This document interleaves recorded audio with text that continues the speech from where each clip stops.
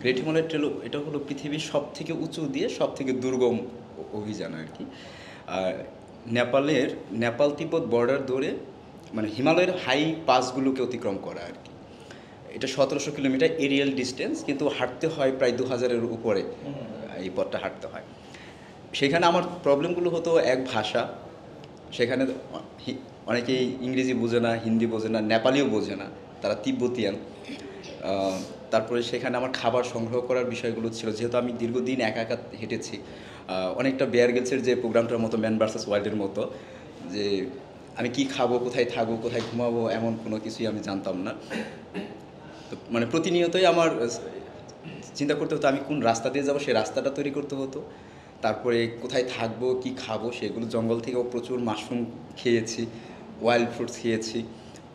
তারপরে খাবারগুলো একটা গ্রাম থেকে যখন দেখতাম যে সামনে 20 দিন আমি কোনো গ্রাম পাবো না, বাড়ি পাবো না, তখন 20টা রুটি নিয়েছি, যে লাস্টের যে গ্রাম থেকে এসেছি।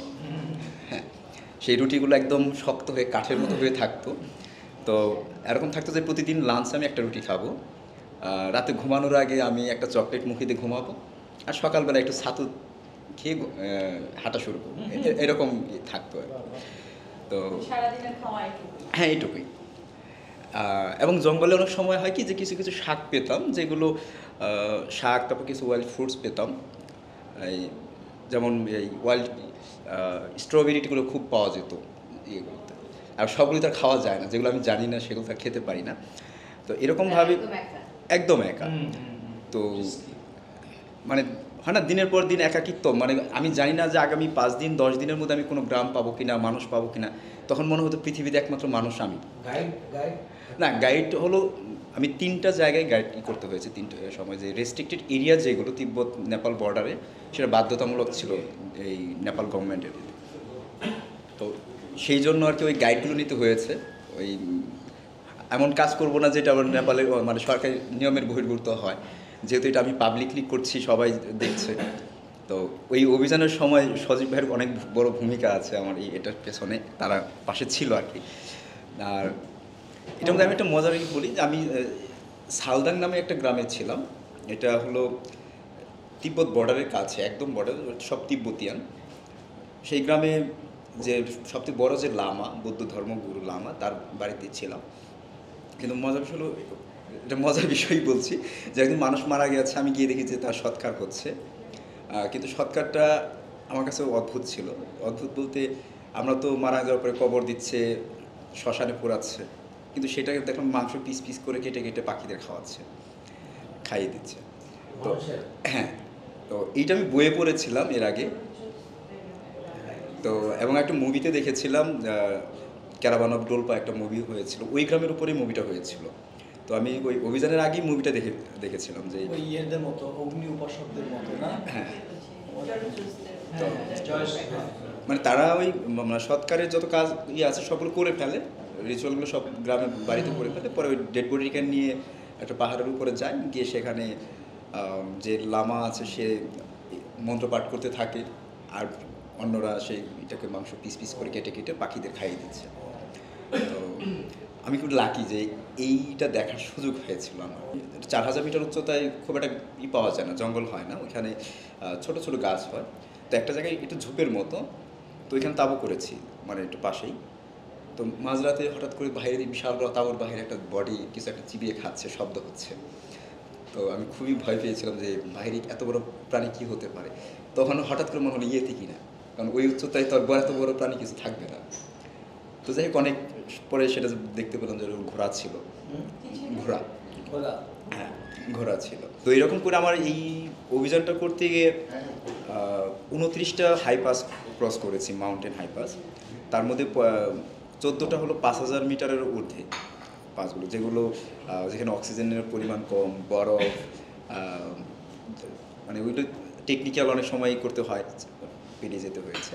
আর এর আগে আমি 2019 একটা অভিযান করেছিলাম হিমলুং নামের, নেপালে 23,380 ফিট উঁচু এই পর্বতটা। আমরা 8 জন ছিলাম পর্বতারোহী, এবং 5টা দেশের 8 জন পর্বতারোহী ছিলাম। সেখান থেকে আমাদের স্প্যানিশ এক পর্বতারোহী বন্ধু মারা যায়, আমার টিমমেট। আর আমাদের 8 জনের থেকে আমি সবচেয়ে ছোটো ছিলাম, ইয়াংগেস্ট ছিলাম, এবং আমি ওটা সফলভাবে আরোহণ করতে পেরেছিলাম। তো মানুষের গ্রামে বাড়িতে থাকতাম, কারণ যারাই ট্রেকিং করতে যাচ্ছে বা ঘুরতে যাচ্ছে এরা সবাই কিন্তু হয়তো লজে থাকছে বা টি হাউসে থাকছে, আর না হলে ক্যাম্পিং করে তাদের নিজেদের ইয়েতে থাকছে, সাথে তাদের সাথে পুরো সাপোর্টিং টিম থাকছে। আর আমার যেহেতু কিছুই নেই, আমার তো পকেটে টাকা নেই লজে থাকার মতো, আমার সাথে একটা তাঁবু আছে, সেটা শুধু যখন বাড়ি পেতাম না পেতাম তখন সেটা করতাম। হ্যাঁ, ওটার ভিতরে আমার সব কিছু। আমি যখন শুরু করি তখন আমার ওটার ভিতরে একটু হলুদের গুঁড়া ছিল, মরিচের গুঁড়া ছিল, লবণ ছিল, চিনি ছিল, একটা চা ছিল। তো দুদিন ট্রেকিং করার পরে দেখলাম যে যে ওই ব্যাকপ্যাকটা সেটারই আমি হাঁটতে মানে আমার গতি কমে যাচ্ছে। তো তারপর সবই ফেলে দিলাম। হ্যাঁ, একদম যেগুলো না হলেই না। আমি টুথপেস্টের পেস্টটাও ফেলে দিই, মানে দাঁত মাজার যে পেস্ট, ব্রাশ সব ফেলে দিই। তখন ভারী মনে হয় না? হ্যাঁ, তখন মনে হচ্ছিল যে 1 গ্রাম ওজন কমাতে পারলে মনে হয় অনেক ওজন কমে যাচ্ছে। আরে, তো আর একটা ছিল যে আমি যে কোনো গ্রামের বাড়িতে যেতাম, শুরুর দিকে হতো কি মানুষ বলতো যে এরা ভাষা বোঝে না, এদের এখানে ট্যুরিস্ট যায় না, কিন্তু এরা খুব হবে না, মানে ওয়েলকাম করবে না এরা। তো আমি দেখলাম যে না, এরা এতটাই ওয়েলকাম করেছে যে আমি কল্পনাও করিনি। অনেক ভয় ছিলাম শুরুর দিকে, এবং শেষের দিকের গল্পটা যদি বলতে যাই, যে আমার টাকা সব শেষ হয়ে গেল, টাকা পয়সা নেই, 1 টাকাও পকেটে নেই, কিন্তু আমি হাঁটছি। তো গ্রামের মানুষের কাছে কি, ওই একটা গ্রামে গেলাম, গিয়ে বাসায় ছিলাম, সেই বাসার মহিলাকে বললাম যে সন্ধ্যায় গিয়ে পৌঁছাইছি, ডিনারে বসে তাকে বলতেছি যে দিদি আমার টাকা পয়সা নেই, আমাকে কিছু টাকা লোন দেন। তো সে গ্রাম থেকে সবার বাড়িতে বাড়িতে থেকে, কারণ ওই সব গ্রাম তো হয় কি, একটা গ্রামে 10টা পরিবার, 5টা পরিবার, বেশি না তো, অল্প কিছু মানুষ। হ্যাঁ, এবং সবার কাছে কিন্তু ক্যাশ টাকা থাকে না। এই কারোর কাছে 500 টাকা, কারোর কাছে 1000 টাকা, এরকম করে এনে আমাকে 5000 টাকা করে সকালে দিয়ে দিল। তো এরকম করে আমি 2.5 লাখ টাকা লোন করেছিলাম বিভিন্ন গ্রামে গ্রামে থেকে। হ্যাঁ, তো এমনও হয়েছে যে আমি এক গ্রামে গিয়েছি, সেখানে সারা রাত তারা ওই সে সময় দালাই লামার জন্মদিন ছিল, ওটা তারা উৎসব করছে। হ্যাঁ, উৎসব করছে। তো ওখানে উৎসব করলে সবাই ড্রিঙ্কস করছে, রাতে তাস খেলছে টাকা দিয়ে। তো আমি গিয়ে তাদেরকে বললাম যে আমার কাছে টাকা নাই, আমাকে টাকা দিতে হবে। তো একজনে বললো যে আমরা রাতে তাস খেলতেছি, যদি আমি আজকে টাকা জিতি, হ্যাঁ, তাহলে তোমাকে সকাল টাকা দেবো।